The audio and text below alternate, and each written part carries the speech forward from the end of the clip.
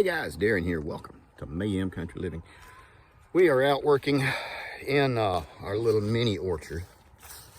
Call it a mini orchard. It's just something that we've been working on since we bought this property. This is really nice fertile soil, very well drained. And from the creek bed behind us, periodically, a couple of times a year, maybe a little bit more than that, we'll get some good enough rain to where this will flood, wash down for about an inch and drain back down. So we are trying to do, like I said, a little mini orchard. A minimum of 4 to 6 different types of fruits. These are our plums, and they are doing pretty good. We put them in during winter. We did those bare root, so we got those in. These are our 4 peach trees.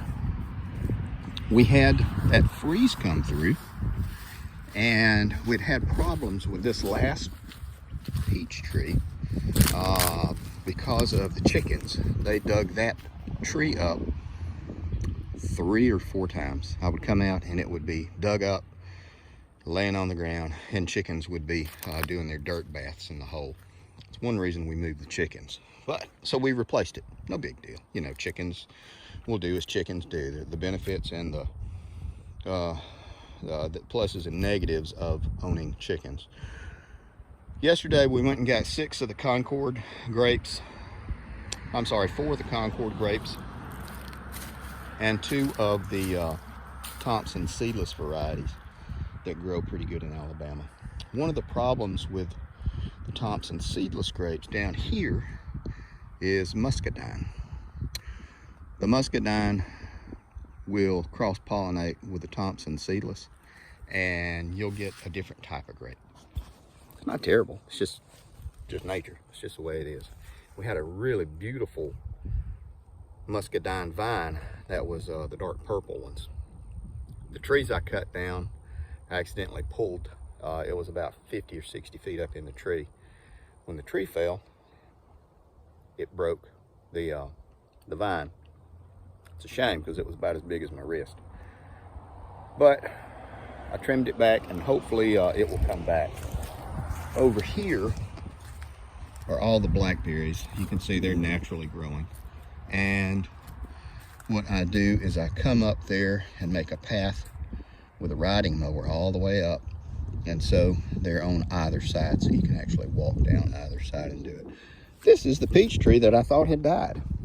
So we went and bought a peach tree early this morning and came back, and that had started sprouting. And I thought, even though those are suckers, and I don't really want suckers, I'm going to trim this guy back and see what we can get off of that. That's dead wood. So I might even cut it back and try grafting a little bit. These are our apple trees, Victories and Honeycrisp. Victory apples, those are really good. They're a storing apple, and they do really well here in the South. There you go. Yeah, Liberty. And yes, they were that expensive. And we have our pears. I believe these are still the pear trees. Of course, the wind ripped the tags off of some of these from the storms that we've been having. I got to do a little bit of maintenance. You see, I've got that limb crossed. That's something we don't want. So I'll have to decide which one. I'll probably cut that one since this is growing up sort of straight. And this one is questionable still from the freeze that we had, but we will see how it does. And of course this one is really good as well, so we will see. I had these logs placed around here because the chickens kept digging everything up, and that was the only thing I could figure out. One of those back there was a pear tree. This is a pear tree as well. We've got a little bit more room, and one day we will have more chickens in this section, rotating the area, let the land heal. And we're gonna fence it off right across here with a drive-through gate for a four-wheeler or zero turn. That's the plan anyway. There's some of the shiftless dogs. Hey, you. Go get jobs. And believe it or not, out of 300 pounds of German Shepherds, that one is the meanest. My Australian heeler. That's Stella. That's Luna.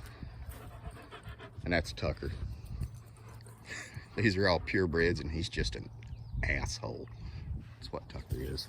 Anyway, I'm gonna wrap this up because it was just yan about the garden. My wife says I planted these too close together. These are not dwarf trees, so they can get very large. I am going to train them in because I want a fully developed root system, the full size have, but we'll train it back. What keeps a dwarf tree is the fact that they have root systems that have been crafted to stay small. Sorry about that. I was spitting all over the words when I was trying to say it. So that's what I opted for. And again, everything here is kind of an experiment, and we'll see what we can do with it. I know it doesn't look like much now, especially after that freeze that we had come through, those 2 days of 23-degree weather. But you can see they're starting to come out. Thank goodness not too many of them had started putting out leaves and flowers. Take care of you people, guys.